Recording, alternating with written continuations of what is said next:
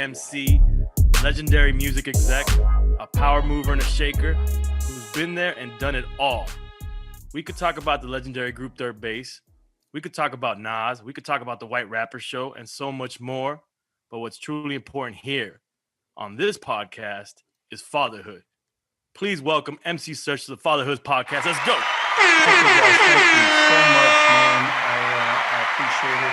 Fatherhood's so important to me that I changed the name of my company from Searchlight to 4MC.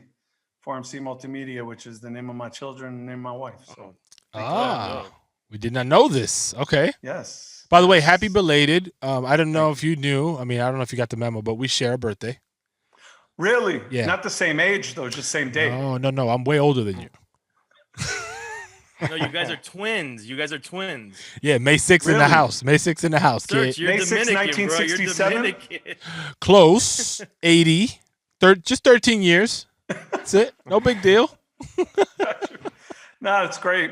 Congratulations. It's always good to have another guy who celebrates it with sexy guys like George Clooney and Kermit the Frog. There you go. Nice. So it's always a good bonus. Kermit the Frog. He was created, I believe he was created by Jim Henson on May 6th, 1960 something. I didn't know that, but now I'm gonna have a frog tattooed on my fucking the tip of my. And just again, fatherhood, being what it is, I don't celebrate my born day because my son was born May 7th. Oh. And I like to say that I don't want to take my son's shine, so I let him celebrate his birthday instead of mine.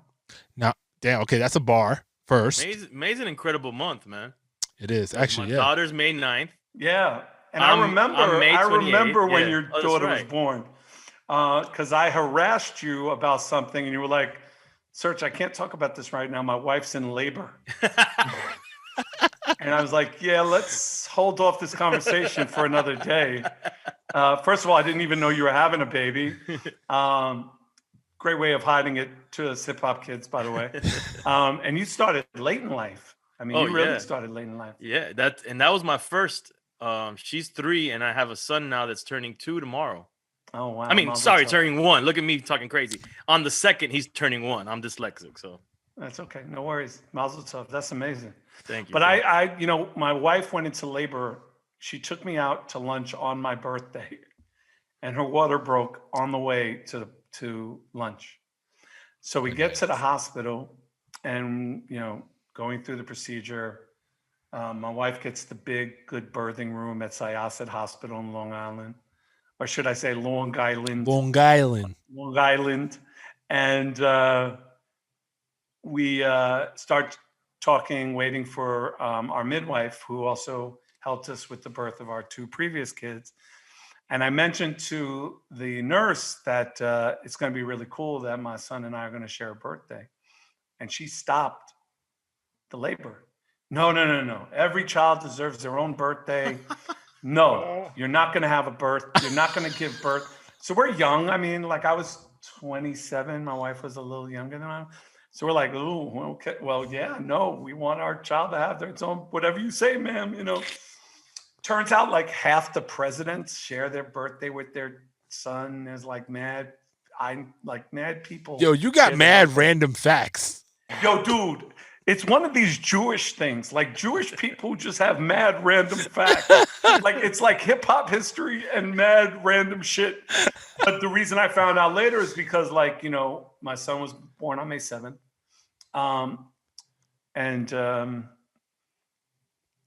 So I just found out all this weird shit about presidents and like all these people who fathers and sons share the same birthday. And now in hindsight, I'm glad he had his own day because it would really be kind of, weird. Like it would really be taken away, his day because his dad would have his birthday. So it was cool. But the thing I remember most is that my son had a really tough when he came out, he was not healthy. He had sleep apnea, and it kept happening to flip him over. The baby. Yeah. So they had to keep flipping him over to make sure he remembered to breathe. He'd stop breathing. He had really bad jaundice. So I just remember it being a lot of a lot of praying to the Most High that my son live, and yada yada yada. Right. And so now it's all about him. Like it's all his day It's all about his day. Like I said, man, I let my son shine on his day. You know what I'm saying? So I celebrate his birthday instead of mine. You clap it up. You got 3 kids, Serch? I do. I lovingly refer to them as I want, I need, and can I have that for my birthday? That's their names. I'm a dad who's got my oldest one is 27. My son just turned 25, and my youngest will be 24 in July. Okay, so you guys did it pretty back-to-back-ish. Yeah, we definitely did. We, my wife and I, who have been together since the 80s, together 33 years, you know, we didn't exactly make the choice to say, well, are we going to have kids young, or, you know, we're going to wait and have kids like EFN to when we can barely walk or remember their names and have children. We wanted to Hey guys, I'm have, not the oldest here, all right? you're in the top 2. I just have a white beard. Right. But there's 2 ways to go about it, which is, you know, one is let the grind establish who you are and what you are, and then be in a position where, you know, you have your kids on the back 9, or you do it early. So by the time you're on the back 9, you're able to kind of have and enjoy and experience life and all that stuff. My wife and I had kids early. You know, we just had kids early, and once we found out my wife was pregnant with our first, we then made the decision that we were going to have kids, you know, kind of early, back to back to back, and we stopped at 3. I surgically removed myself from the game because I wanted to fuck for fun, not for profit, and. Very responsible. I also wanted very responsible grown man. Some grown man decision shit. Which is actually a very funny story if you want to hear a vasectomy story on Dad's podcast. Yeah. But the end result was, you know, we said, look, I'm gonna do my best to make a commitment as a father that I'll be home. You know, I'll be home to take them to school, home to, you know, pick them up. And I was very fortunate. I was very blessed to have a career that allowed me, for the majority of the time until they went to college, that I was around. I was a physical body in their life. I might not have been, you know, present as most fathers could be. I might not have been the most responsible father, but I was there. I was a body. They could hug on me. They could love on me. I was there to hold their hand. I was there to take them to the beach. I was there to, like, you know, be present. So now on the back end, you know, the relationship with your kids at this point it's all emotional, and it's all, you know, it's all emotional. It's very little physical. The kids just came home for the first time in 2 years, actually. Wow. And not because of pandemic, just because they're living their lives. You know, my son works for, you know, a television company. My oldest daughter works for a television company. My youngest daughter has a rock band who's on tour, you know, and I laugh because I think all of you have young kids, so you'll appreciate when I say that I have 0 dependents on my tax return. I mean, like, you know, That's like graduation. That's graduation right there. Congratulations. Dad, I made it. You know, and I don't get the calls of, like, you know, let me hold $5. You know, that doesn't, you know. Let me I don't get the call like, Dad, you know, I ain't got no money for, like, you know, can you Venmo me like $15? Like, I don't have those calls. Like, my kids, I feel like that will never end, though. That will still happen. At some dude, point. let me no. Let me just tell you, I'm gonna keep it 100 with you. My accountant is my kid's accountant now. That's how the success my kids have had. Wow. And my accountant says to me, he goes, "Do you want to know how much your oldest made?" And I said, "Nah, it's not my business." He goes, "Can I just say one word about what your daughter made last year?" I said, "Yeah." He goes, "Whoa." So how do you feel after you hear that? Are you proud, or are you kind of jealous? Of course, man. Like, Okay. I'm crying. Like, I'm in He's my, about to say, my moments. Venmo me some money. Yeah. Yo, let me hold $5. Let me hold this know, mortgage payment this month. Right. Isn't that what Honey, it's I all want to about? surprise you. Yo, I want to surprise your mom with something. Let me hold something. You know, like, you know, I don't have to worry about them. The beautiful part about this, I don't have to worry about them. You know, I don't have the concerns I have as a father today are emotional. It's about checking in. It's about seeing where they are emotionally. It's about making sure the relationships they have are healthy ones. About making sure where they are in their mind, their body, their spirit, they're in a good place. You know, my son and I have a very special bond. You know, he works with me a lot. I work with him a lot. Um, my daughter, my oldest daughter is, you know, she's so evolved and just in a place where she's got a great life. She's got a great boyfriend. You know, she's in a good zone. And my youngest one, you know, is just, you know, she's on her artist mission, you know, making an amazing record, getting ready to go on tour. Like you're talking about a young lady, man, last year who put out an EP. Second the EP came out, she was going to tour the entire year. Like the entire year was booked solid before COVID. And the thing that was crazy is she was coming to our hometown. She sold out Hard Rock Arena with the opening act, and it was going to happen on my birthday. Oh, And it got canceled. damn. You know what I mean? So it's like, so, you know, so, and then her new album's coming out, you know, in June, and, you know, she's going to get ready to hit the road and do her thing, you know, all over again. You know what I mean? That's So dope. it's like, it's this amazing full circle moment with my youngest. Okay. You know. Pom Pom Squad, right? Yeah. Yeah. Yep, yep. The key difference with her is that she didn't make the same mistakes her dad made. Like she didn't sign a fucked up record deal. Like she didn't sign away her recording rights. Like, you know, she did it right. Like she did everything right. Like, and I can't be more proud of, you know, who she is as an artist and as a woman. And how much of that has to do with your guidance? Zero. Really? So it Zero. wasn't her So hearing you talking about like, oh, dad, don't tell me the fucking story again about you getting a fucked up record deal. Like that didn't have anything to do with it? No, she went to NYU. She went to Tisch School of the Arts. She got her degree in music business and production. She negotiated her own deal. Wow. Like she hired Richard Grable, who's probably one of the top two, you know, music lawyers in the world. And yeah, man, at the end, she negotiated her own deal. Wow. You know, like, and it was, and like she said to us early on, like, Mom, Dad, I want you to be fans. I don't want to be in business with you. And, you know, and she'll call me about little things. Like the best part is like, she'll call me about lyrics. Like we'll have conversations about lyrics. Like, what do I think about this bar or this lyric? And if you listen to a Pom Pom Squad record, the way she breaks her lyrics down, you can tell there's hip hop inflection. But there's also the Smiths, there's also the Cure, there's also Morrissey, there's also the Cult, you know, Nirvana, Courtney Love, Riot Girls, like this. So there's all of that, you know. So there's this great balance of what she does and who she is, right? And you know, she loves and respects where I come from. But I've said that, I think I might even said this to you, EFN, on The Humble. They've never listened to a Third Base record. They don't even know what my music sounds like.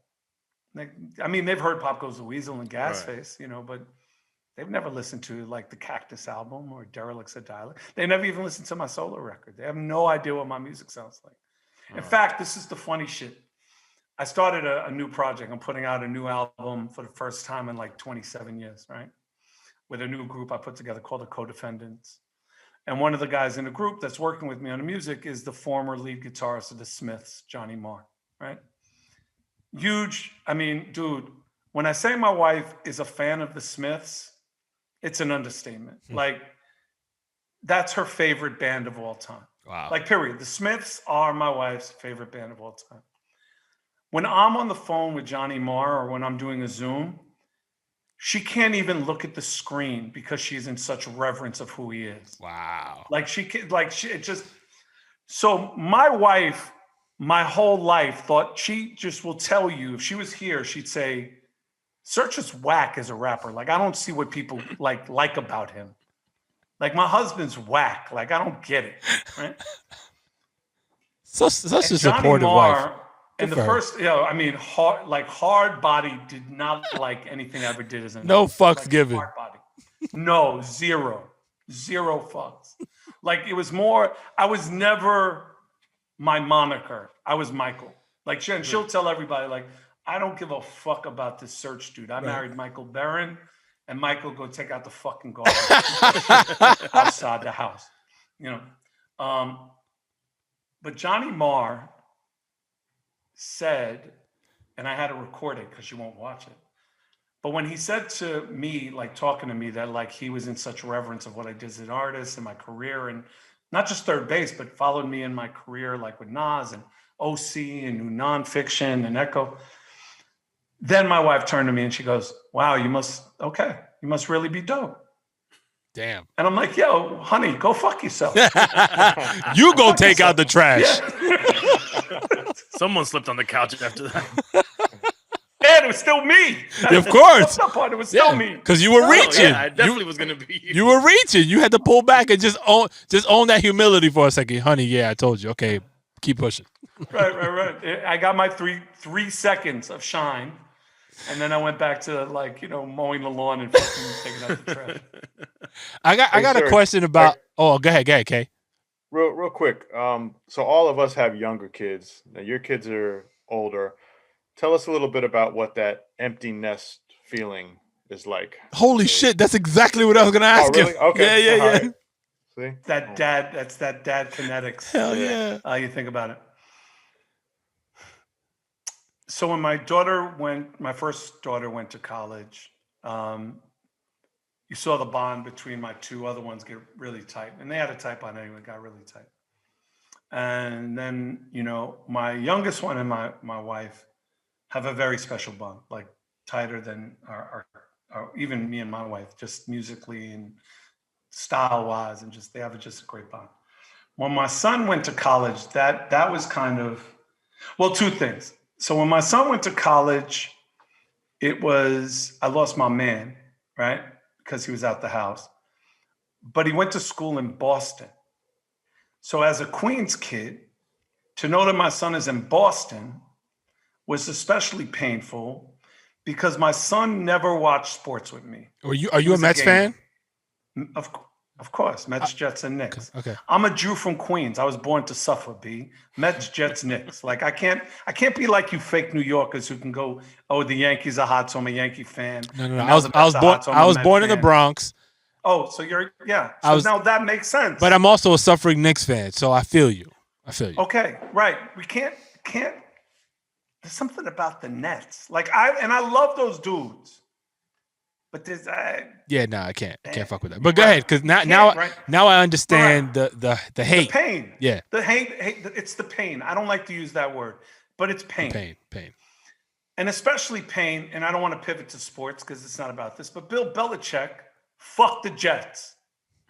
He was the coach for one day, took a contract, and then the next day went to the Patriots. And basically, every person they drafted should have been a draft that the fucking Jets picked. So, for all intents and purpose, Tom Brady should have been our fucking quarterback.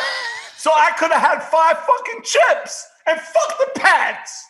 You know what? I need to leave. I'm getting too emotional. Anyway, but it's like, you know what I'm saying? Like that's the Patriot, Yeah. So anyway, my son, he never watched sports with me. I don't like to use finite terms, but that I can say. Never. Goes to Boston. Lands there. Don't tell me. Please don't tell me what I think. Oh no, I'm gonna go there. So all of a sudden he befriends 2 guys from Boston. Next thing I know, I get a call from my son. Dad, Brady's a god. Oh! You're never coming home. Doors are locked. Fuck you. Yo, go fuck yourself. I never knew Patriot. I never knew. Yeah, Pats. You out of that, right? So fuck you, son. Yo, and he hit you with the Boston accent too? Yo, and I can't even do it, but my son did it perfectly. All of a sudden, he's like, he might as well just called him Kennedy Jr. Brady's a god, Dad. Yeah, yo, fuck you. Like, my wife is like, she runs into the room. What happened?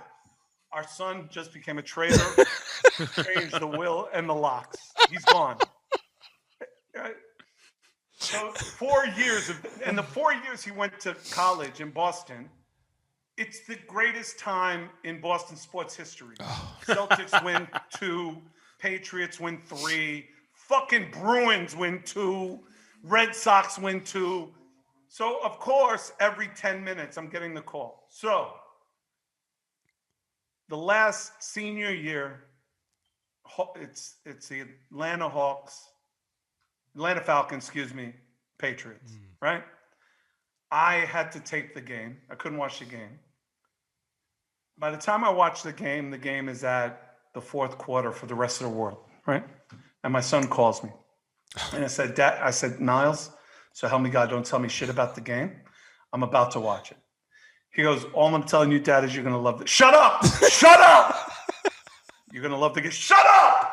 Hang up on him. Watch the game, halftime, 28-6, Falcons, Patriots. Yeah.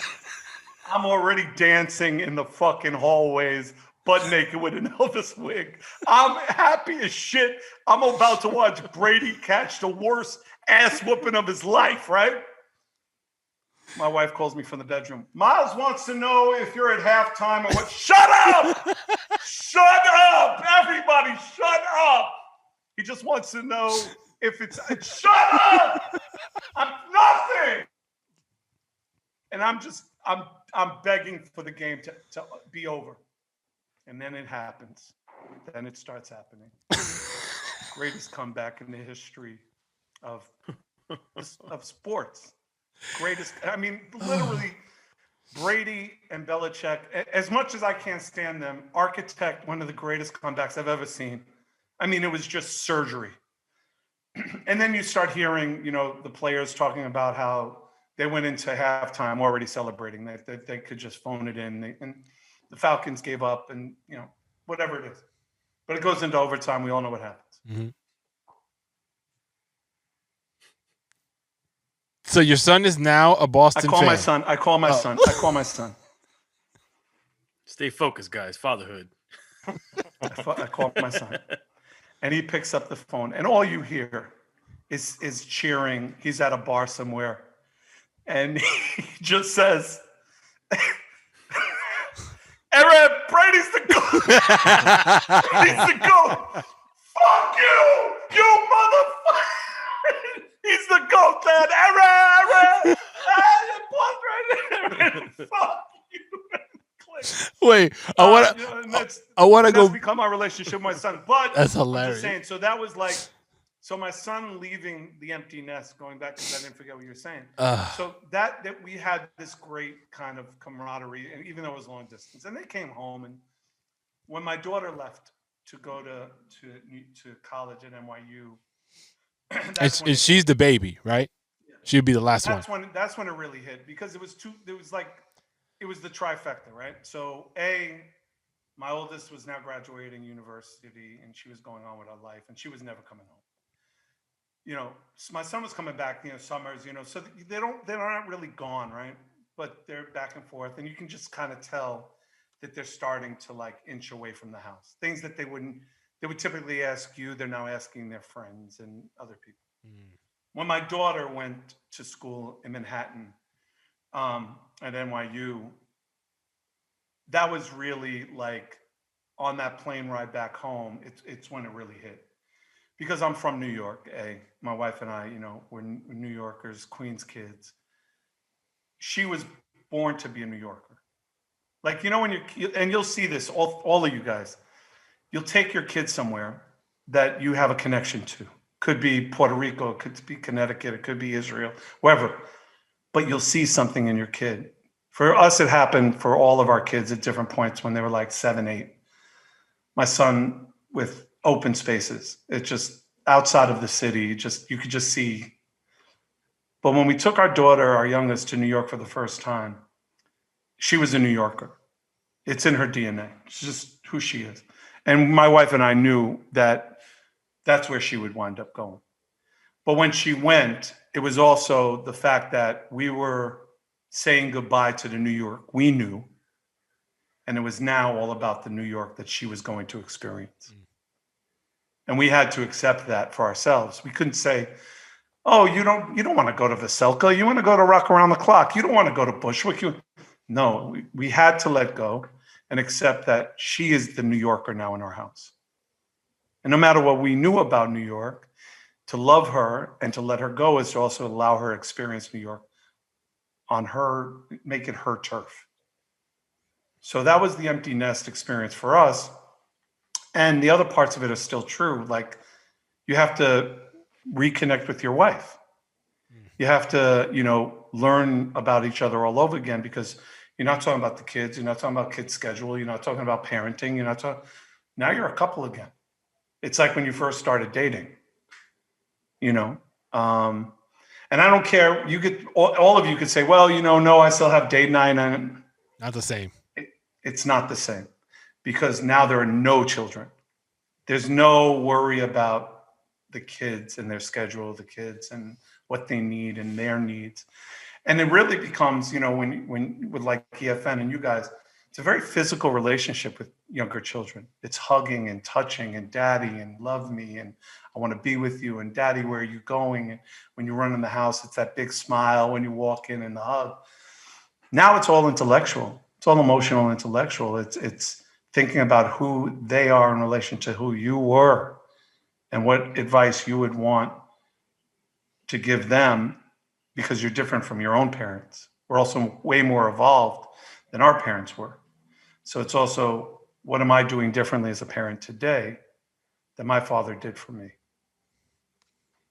That's pretty deep. I was thinking it was like a celebration, kind of like when you turn 21 and you're like, oh, I'll fucking drink everything. So I'm thinking as soon as my last kid leaves, I'm going to be walking around this house butt ass naked, not giving two fucks. And I'm going to drink that first night. I'm just going to be like, ah! But. And it could be. I don't think so. And it could be. I mean, I think the only difference between me and you is I was butt naked with an Elvis wig. You know what I'm saying? Like, I was walking around butt naked with an Elvis wig. And again, not to get too personal about it, but there's a difference also between intimacy and having to turn up the speakers a little extra loud and the door, making sure the door is locked. Right. And when nobody's in the house. Oh, no holds barred. Wild for the night. You don't even give a fuck about the neighbors. For the night. Yeah, fuck the neighbors. You want the neighbors to battle you.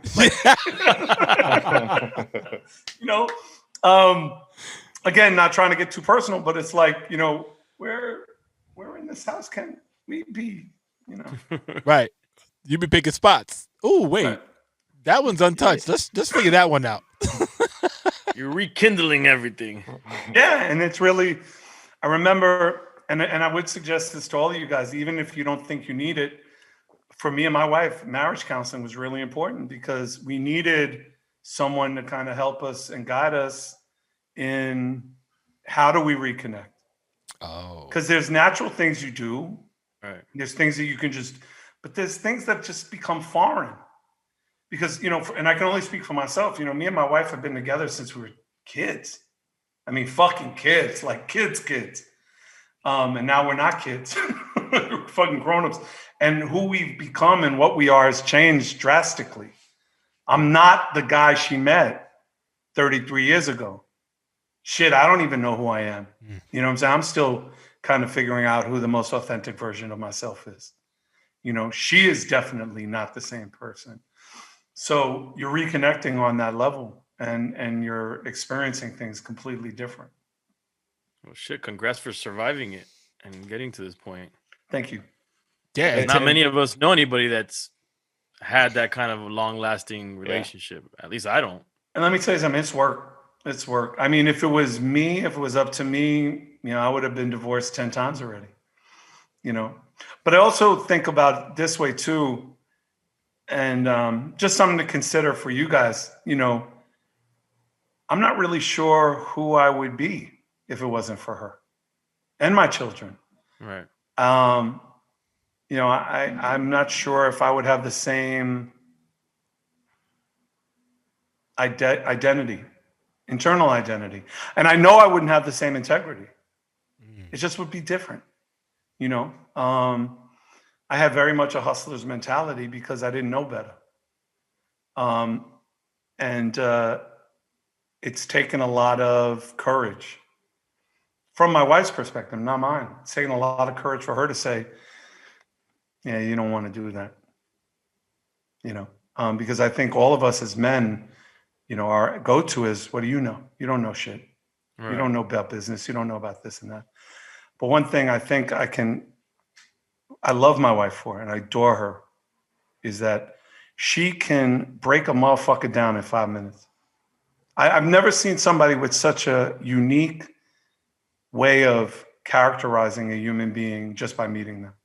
You spoke about this on Drink Champs. Yep. I mean, like, my wife in 5 minutes, if I say, I'd really like to do business with, no. And I can't tell you how many times I said, yeah, you don't know what you're talking about.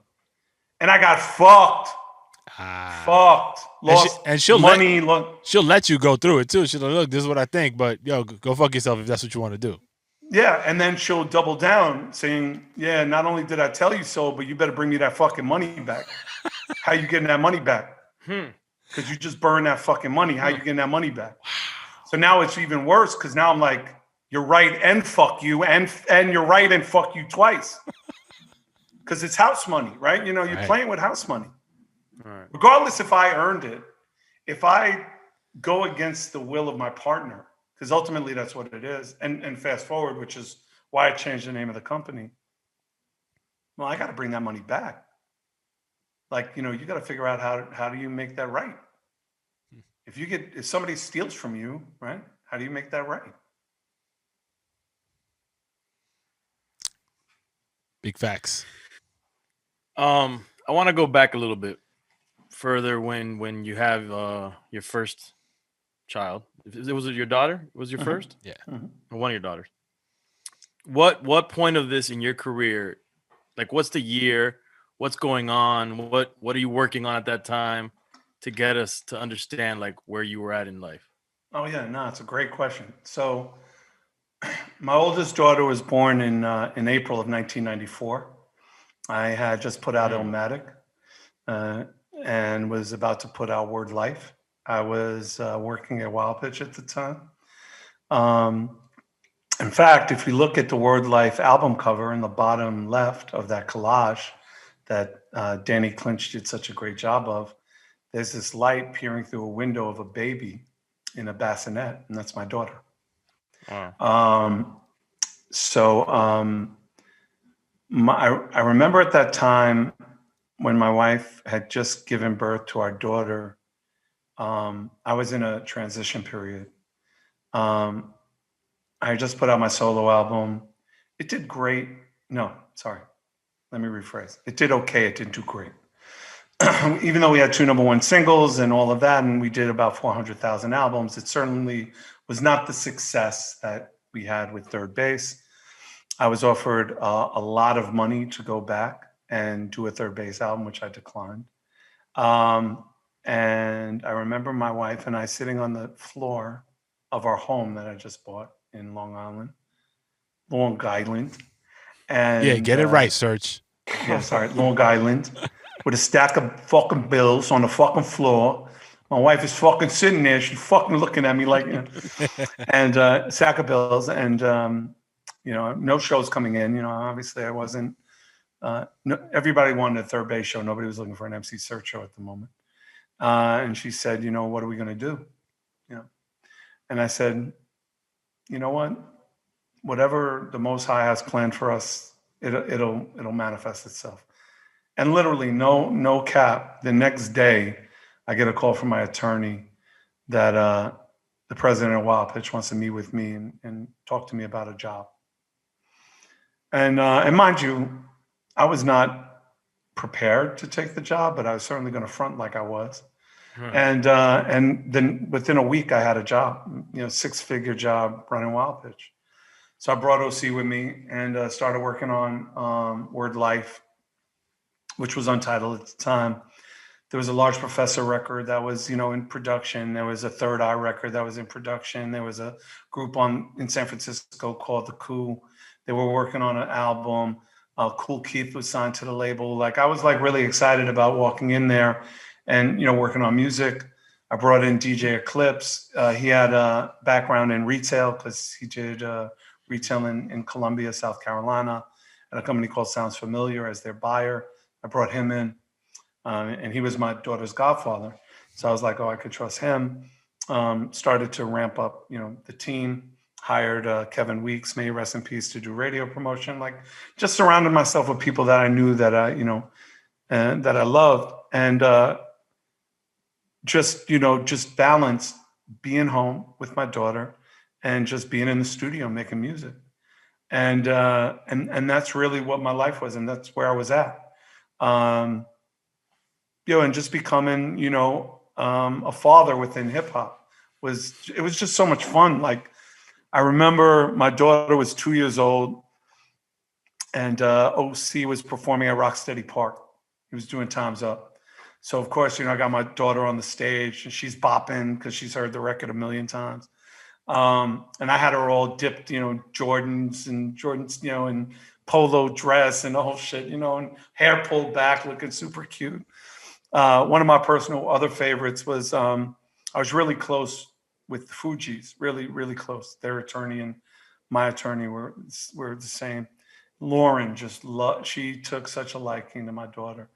So they were doing Nassau Coliseum. And my daughter, since she was 2 years old, would sing Fuji La. Ooh, la, la, la. Like, she would just sing it in the car all the time.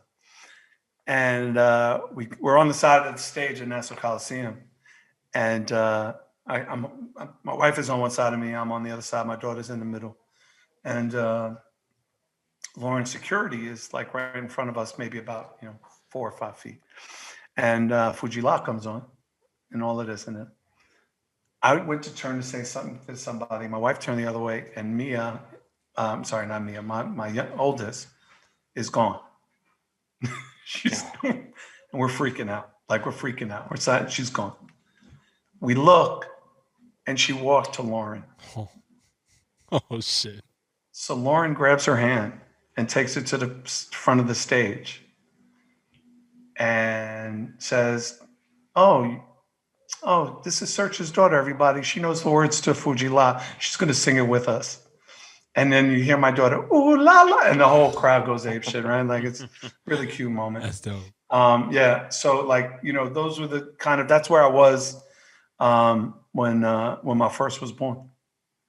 But how did you feel about, because it's something that we talk about a lot here on Fatherhoods, is trying to find the balance, especially for those of us that are in the creative space, working in this type of industry, trying to get that mindset to be able to be creative, to be able to work, but at the same token be present, be there with your family. And sometimes it seems difficult to disconnect from the family and be creative or work, and vice versa. So how did you, at that, because you were young, a lot of exciting things were going on. You kind of pivoted into being an executive. Like, how did you find the mindset to tackle those things and be successful doing those things, and at the same time be a present father? I got to be honest with you. I don't think I did. I think I don't think I had the presence of mind to pivot, and I know I didn't have the presence of mind to be selfless enough to say,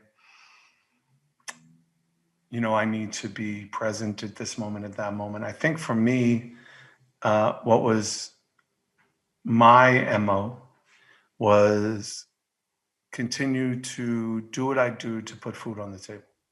Right. And if there's any complaining, remind them who's putting the food on the table. And I wasn't pleasant about it. I was just very, matter of fact about it. Unapologetic. Yeah, definitely. For a second there, I was going to say no, but yeah, I was definitely unapologetic about what I needed to do and who I was and what my responsibilities were, and whatever that took, for me, being creative was always something that was a natural part of what I even continue to do. So I don't think that ever got shut off. There were times where like I said, I was a body, but I wasn't present. Because let's say I was watching a Knicks movie game. with our not even a nickname. No, I was talking about maybe a movie with with my daughter. Right. I would be on my SkyTel two-way pager, like, Right. returning a call or, making a call or Still figuring working. out. You were working. Yeah. Right.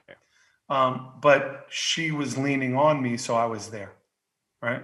So there are times when I thought that was enough. And I learned from speaking with my oldest later on that no, that wasn't enough.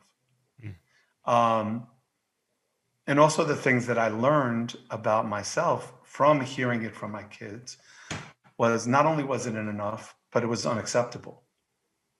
And it caused a significant lack of trust, and it's caused a significant disdain between my children and me for the way I handled things, certain things. So that in rebuilding that relationship with my kids now later on is also a big part of, of what I aim to do.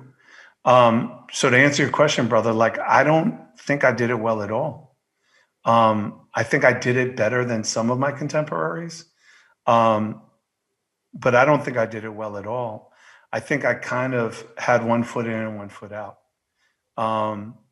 I see people the way they did things.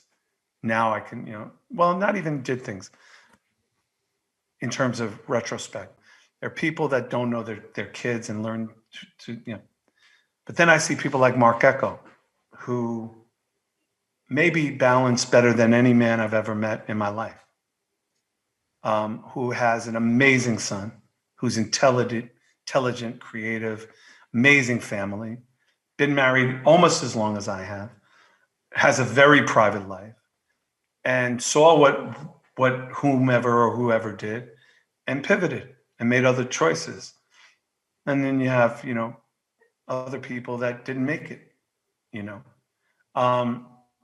So I don't know if I made the best decisions. I made the decisions that I felt like I made in the moment. And whatever success I had and whatever failures I had, I had. And now today I kind of learn from them. What do you think you would have? What advice would you have given yourself if like you can go back? Yeah, and say, it's funny. do this and do that, and you're still going to be able to be successful, but this is what you need to do to be a better parent. Yeah, I think if I had to give my younger self, or even share this advice with you guys, or other men, we're asking for a and friend. I would strongly suggest that you think about how this is going to look in 20 years when your kids bring this up to you. Right. Even if you don't think they're going to remember, they will. I'll tell you a story I've never shared with anybody, but because it's EFN, I'm like, well, fuck it, he won't remember. He's old. He's got dementia. Oh shit. Oh, my bad. Did I let that out in public? I'm sorry. Drunk sorry, facts. bro. Drunk fact. Anyway, facto. So I took my kids on a Disney cruise. Very first time. They were all so excited. Disney cruise, big deal, the whole thing.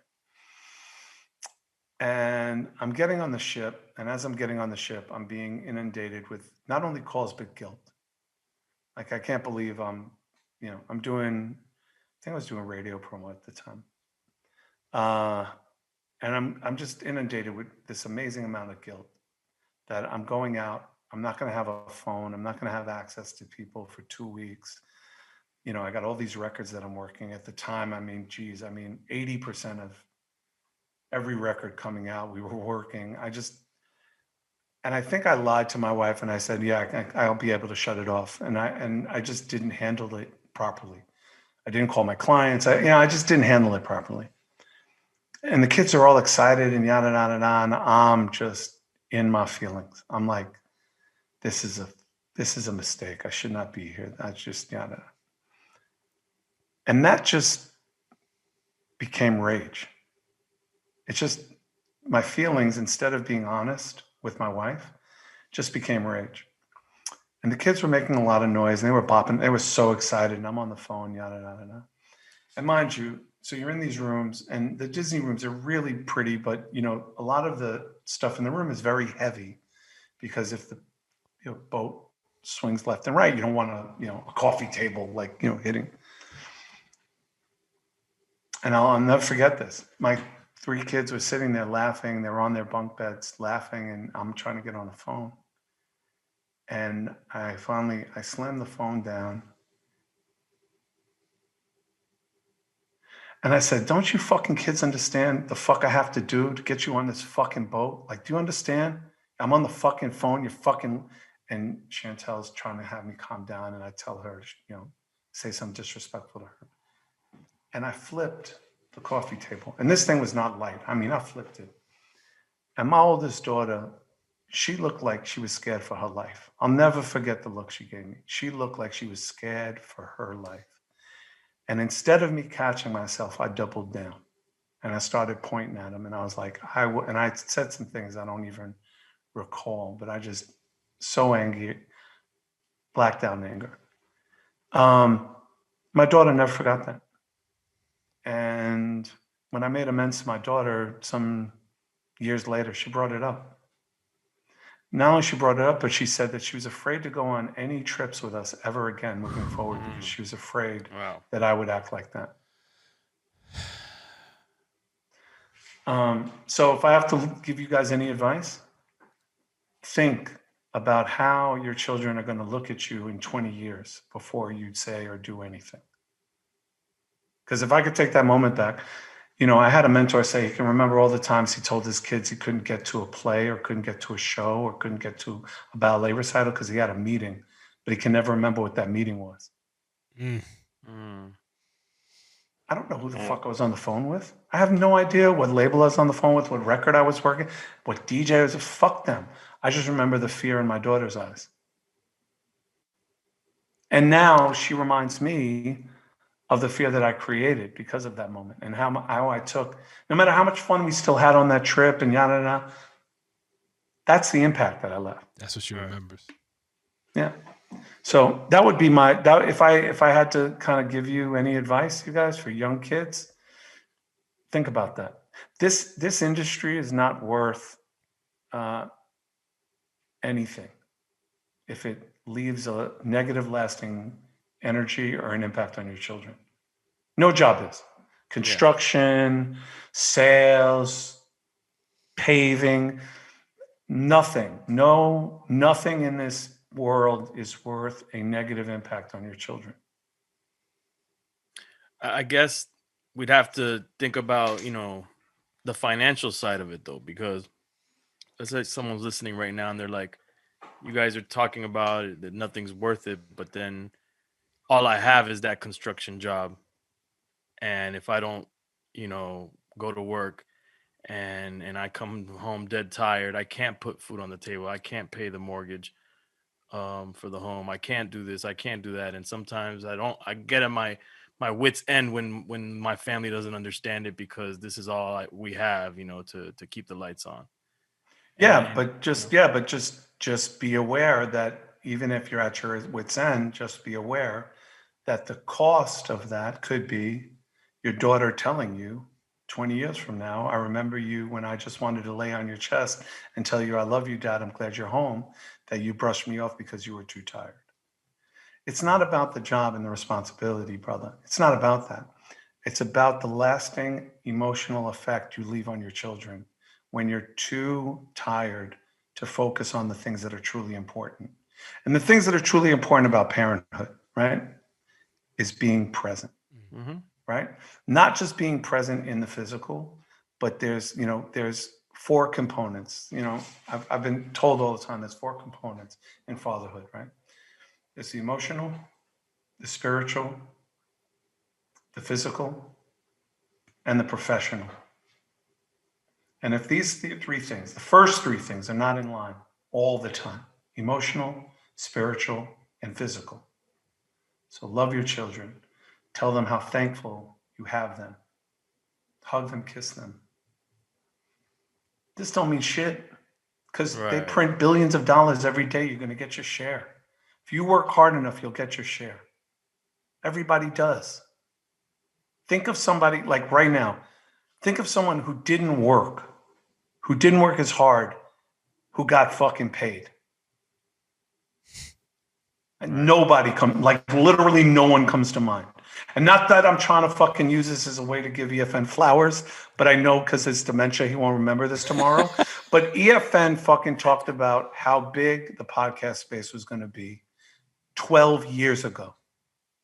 12 years ago, he fucking busted his ass for 12 fucking years to make this space for himself. So great. So he worked as professional. But if the emotional, the spiritual, and the physical are not there for your children, this don't mean shit. The professional Absolutely. don't mean shit. So yeah, work that job. Be a mailman. Be a construction guy. Fucking cut grass. Be a salesman. Be a CEO. But have these other things in line all the time because your children are watching you all the time. All right. What Manny, what's the quote that I said that I want to make a shirt of for us? I don't know, bro. said, You say so many good quotes. I can't remember. No, but it goes in line with what we're talking about. I said, I'm a full-time father, part-time everything else, something like that. Yeah, and that's a great one. I'm a Don't jack that, full-time Serch. part-time professional. Don't jack it, Serch. I saw you. Your eyebrow just went like. Bing! I don't steal shit. I'm an original down to the fucking bone bristle. No, but he gets the shirt. We're gonna give him a shirt. Yeah, if Term won't give him a shirt, we give him a shirt. Yeah, no, let me tell you something. But that's a dope ass shirt. I'm a full-time father, part-time professional is a fucking dope ass shirt. Oh, I see what you did. You remixed it already. God. Yeah, that's I'm Crazy Hood Productions. But that's really the fact. Like, if you work too hard, you're not there for your children. I love that you shared that because when you were talking about your moment on the ship that impacted your daughter, I've grown a lot since I had my kids. And early, I still have my moments now, but so infrequently. And I saw the same in my kids one time, and it broke me. Like after I came to, because for me it was also like a blackout moment. When I came to and I realized what just happened, I was like, I can't do that shit again. Like it was, and forever after that, it was every moment I had an opportunity to, ask for forgiveness in a relevant setting where it made sense why I was asking for forgiveness. Like I took the opportunity because I don't know how many times I'm probably gonna have to ask for forgiveness forever because of how traumatic it might have been. I don't know yet. Yeah, for me, I don't ask for forgiveness anymore. For me, it's about how do I change my behavior and tell my children how what I'm going to do is a catalyst for me changing my behavior. Yeah. Because, I heard this a lot in recovery and I hear it all the time in my rooms. You say sorry enough, people just say, yeah, you're a sorry motherfucker. You're just a sorry motherfucker. You're always going to be sorry. But if you don't change the behavior, if you don't identify what needs to be changed, then you're just going to continue to be a sorry motherfucker, opposed to saying, you know what, these are the things I identify the way I do wrong. These are the things that I realize that are consistently bad in the way I act and the way I behave. But these are the things that I'm doing in the present to change that. Like for me, I can share this, with Chow. I have a rage issue. I have a blackout rage issue. It is bad. And if it gets to the point where it boils over, I can't keep a gun in the house. Yeah. So for me, my amends, not only to my children, but to myself is how do I work on not allowing myself to get to that level? Because your children can tweak that real simple on something silly, right? But they can push that to that moment. And there's been about 5 or 6 times where I got to that moment where I was like in full blackout rage mode where I had to walk out of the house or I was going to like do something I was going to regret. And for me, the work that I do every day is how do I work on that? First of all, what's beneath it? Why do I get to that place? What are the reasons that I get to such a place? And what are the steps that I can take to remove that from my character? That's a character defect I don't want to keep around me anymore. So how do I handle that? Like when those things are triggered, how do I handle those things? And there's a lot of work that I do on that. There's a lot of like trauma therapy that I do on that. And there's a lot of like personal therapy, but the residual effect on that is my kids being concerned about that, right? So there's a reassurance that I'm working on it. Even when they don't ask, you know, I share with them what my growth is. Because like I said, my relationship with my children, now that they're all adults or about to be full adults, it's 100% emotional. It's 100% emotional with my kids. It's all about EQ, not about IQ.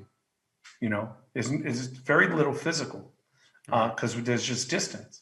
So it's all about, you know, assuring them that this is the work that I continue to do on myself so that we can have a better relationship. Because you can't have a real open and honest relationship with someone who you're afraid to talk to because they're going to fucking spaz out, right? Especially if it's your kids. So, you know, for me, it's always been about, all right, how do I manage that, right? And how do I assure my children that I'm continuously working on that so it's not a part of our relationship and our parent and father-daughter, father-son dynamic. Beautifully said. Yo, Serch, man, thank you for joining us and being so open and sharing. I know we got a lot of jewels. We have to do part 2 with you, by the way, because hey, listen, I will do part 10 if it helps another father be the best version of himself. I'll fucking do 10 of these. Like I love being a father. It's the best decision I think I could have made. And I will share that, you know, and I said this, you know, on Drink Champs, you know, I think I probably could have been whatever. I could have been, you know, a Diddy or whomever. I chose my family. And I might not have been the best, you know, father in the world, but I wouldn't change or wouldn't trade the fact that I was present for my kids the way I was versus, you know, other parents that I've recognized and, you know, what compromises they had to make. Well said. Brother, thank you. Man. Thank you, man. We appreciate you, brother. Yeah. Nah, it's my pleasure. Thank you for having me on, guys. Thank you so much. All of this. Yeah, I'm sure. Later, Serch. All right, peace. Yeah, take it easy, brother. We'll talk soon. Peace.